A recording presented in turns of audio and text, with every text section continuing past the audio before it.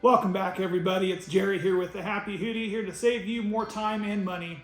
And today we're going to be working with something that everyone has in their home. Chances are you've got one real close to where you are right now, and that is your toilet.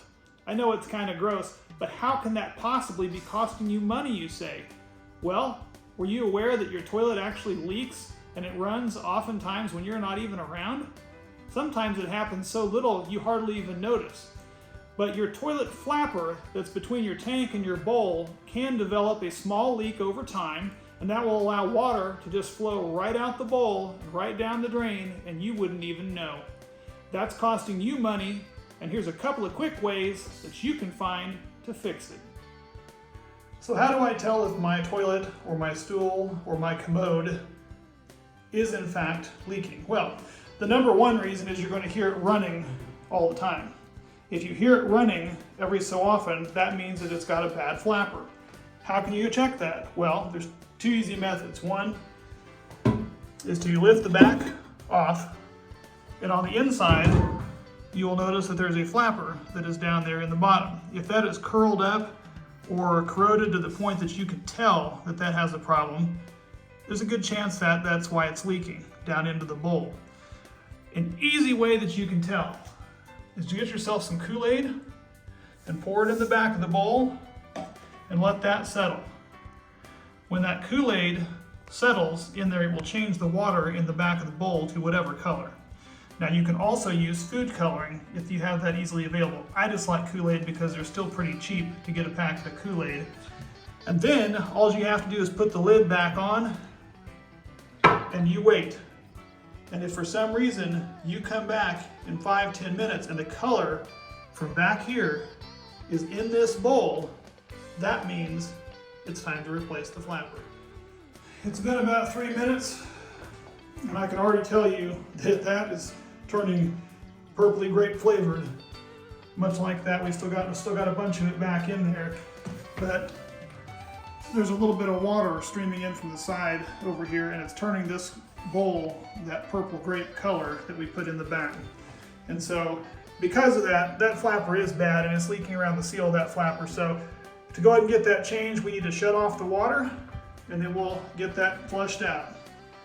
Before I bring you in close and actually show you how I'm going to change out this style, this is the type of style of flapper that I personally think is one of the best, most universal ones that goes on, and I will put a link down below, but it is this quirky brand.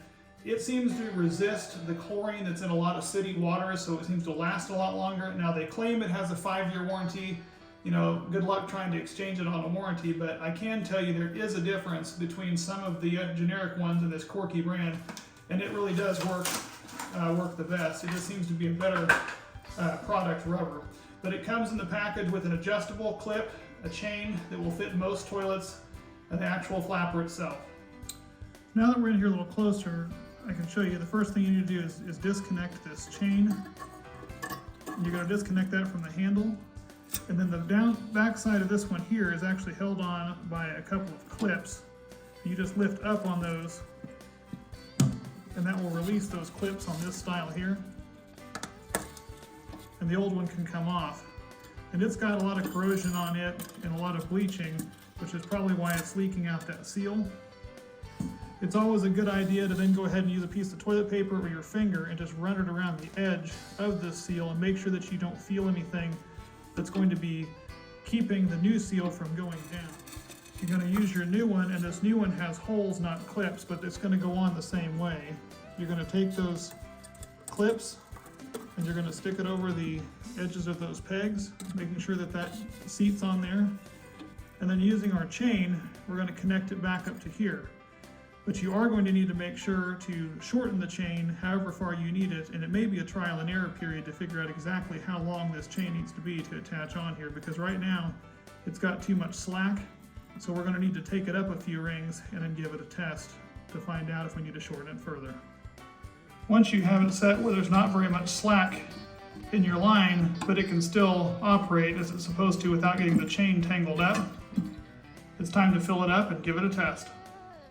Once it's filled back up, you flush it a couple of times and make sure that it's working as it should without any further leaking into the bowl, and then it won't run any further. And your job, my friend, is completed. I do hope you found this little tutorial helpful.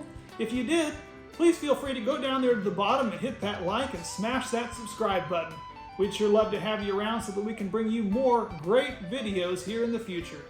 We'll see you again next time, and thanks for watching.